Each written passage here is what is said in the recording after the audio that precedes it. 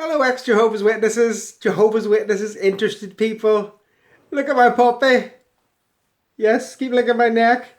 If this is not clickbait, I do not know what is. Mwah.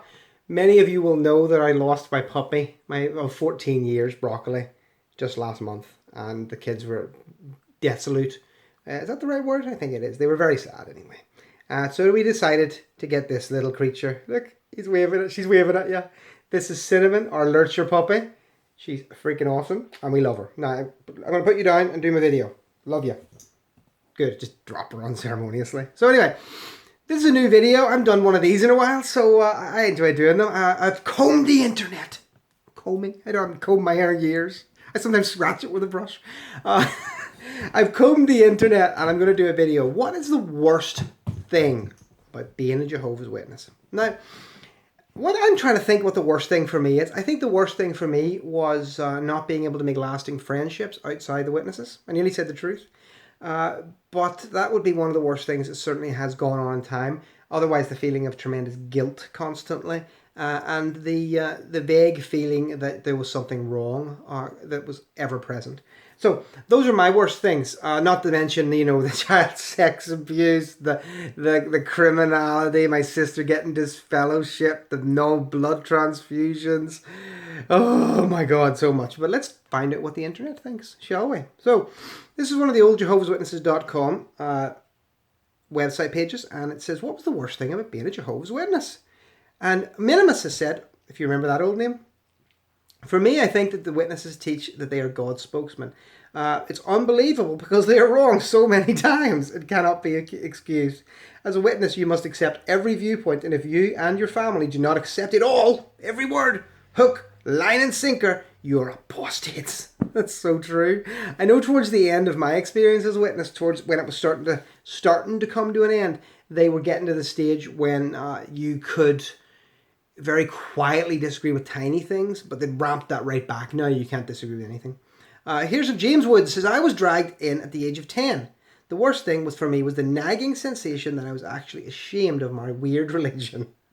It's true. If you weren't ashamed of it, guys, why did you hide whenever you saw your schoolmates? I did that. Never felt that way when we were Presbyterians or Methodists. No, you never did. Later, of course, with research, it all fell apart, and then I was not just ashamed, I was disgusted. Of course you should. Here's Las Malvinas son Argentinos. They are not Argentinians, they are Britons. Suck it up. Coming from a Catholic country, I felt a profound difference. People who were Catholics hardly thought daily about the fact that they were Catholic. Being a Jehovah's Witness, you couldn't escape it. It's true. With your daily text, regular meetings and field service, witnesses can never escape being witnesses, even for a short period of time, without being counselled about missing meetings or being spiritually weak. Do any of you guys remember, we just bought a caravan, right? I don't know what you call them in America, but it's a tow-behind trailer on your car. And we're all going to go on holidays with it and camp with the kids, and hopefully it'll be really fun. But I remember that we used to go sometimes, the few families that had caravans, we would go away for the weekend with other witnesses. But even then, in these tiny cramped spaces, you had to bring a suit and you had to find the nearest Kingdom Hall. Now, we stayed in one campsite and then we had to go to Ballymena for the local Kingdom Hall meeting, which was maybe a 30-mile drive, but you had to do it. You couldn't miss a Sunday. Oh no. Dear me. Loading, as the person says, it's hard to pick just one, but I'll make a list in no particular order. Being so judgmental and pretentious that they alone have God's approval. So true, so true. I remember pompously sitting in the car with my mum and others, laughing as the once-a-week brigade came out of church with their hats on. That's right, that's what we called the church up the road. The once-a-week brigade. We go 3 times a week. We are special, you are weak. Shunning people, not associating with people who do not believe the same. Well, that's come and bit me on the ass, hasn't it? Where's all my friends? Look around me. They swamp me, my posse, my niggas. I don't have any niggas. I don't. Okay. Making meetings, service, studies your whole life and starting kids early. It's so true. It's so true. I was talking to my mum yesterday. My dad, he's in hospital at the moment getting bone marrow transplant. So I was taking my mum up to the hospital and we were just chatting about old times, and I was saying, I don't like to say it's child abuse because that's very, very extreme. But I would like to point out that it's certainly child neglect, or at the very most, very poor parenting to keep a child out to 10, half 10 on a weeknight when they had a school day in the morning. And that happened to me through my entire school years. Thursday, Tuesday, always, always. And my mum even said herself, she says, it's true, it's right, it was a really bad thing to do. Too late now. My kids go to bed early, and long may it continue. I'm going to start hiding in the caravan when they're older. They won't even know I'm there. Okay. People always in your business trying to find out ways to get you in trouble. I thought that was just my hall. Seriously. Please. It's every hall, isn't it? We know that. Oh, people poking you, trying to do it. I remember the one sort of non-witnessy activity I had that I got away with because I did it with the circuit overseer and I saw him yesterday. He's an apostate too now. Sorry, not the circuit overseer, the presiding overseer. We used to go rock climbing, and I remember this guy who's now dead, Ronnie Harlan, speaking to me on a Friday night book study, and he was trying to elicit some gossip. And I remember him starting off when I was about 15 saying, "Bet you it's really great fun up in the mountains, isn't it? Really great fun." I said, "Yes, brilliant." Bet you it's dangerous too sometimes, isn't it? Bet you it's really dangerous, isn't it? Isn't it? And I remember even then thinking to myself, you're trying to get Roland in trouble. You're wanting me to say yes so that you can then go to the other elders and say he's taking a child to do dangerous things. Prick. Ronnie's dead now, but he was still a prick. He used to beat his kids and his wife. Nothing was ever done. They shunned me too. Sad, actually. Fear of being in fear of... Being in fear of the elders, Jehovah, Satan. Oh, he's afraid of Satan. Somebody wrote recently on Facebook, how many people has Satan admitted to killing? Ask yourself this. In the Bible, how many people has Satan actually said, yep, that was me and I'm glad I killed the bastard? Okay, I'm trying to think. How many people has Satan actually killed? Let's assume you get Job's kids. Okay? Let's assume you get Job's kids, right? Somebody else can help me below and add to that. We're at a couple, 10 kids, okay? I'm not saying that's not good, that's not bad. It's pretty bad, okay? How many people has Jehovah admitted to killing?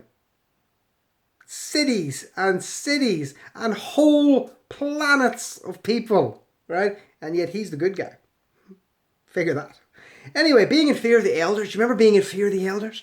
Oh, they're so scary. Oh, I don't know what to say. I'm so terrified that the elders will come and get me. And I remember we had this guy. Now, he's quite a high roller as far as I'm aware, still, as a Jehovah's Witness, because he went on to become a missionary and, substitute circuit overseer. Guy named David Peel. Now, I'm going to put it out there. He had a lovely wife called Lisa. Beautiful, beautiful English lady. Black woman. Really smart, really clever. Liked her very much. And, I would like to chat to her again, quite frankly. David is functionally retarded. Okay, I'm not kidding. David is a retarded person who is just over the line before having to wear special shoes so he can walk. And yet, there he is. And you're in fear of these people. I was never in fear of David, in all fairness, because whilst he was retarded, he was also quite a decent chap. So, there you go. Now, moving on. Guilt that you don't think about Jehovah 24/7 and you want to live as a normal human being. Oh, yes. He must take over every part of your life, or else you're hiding. You're sneaking around behind Jehovah's back. Jehovah don't like sneakies. The control factor, whether that be behavior, information, thought, or emotional. That's right.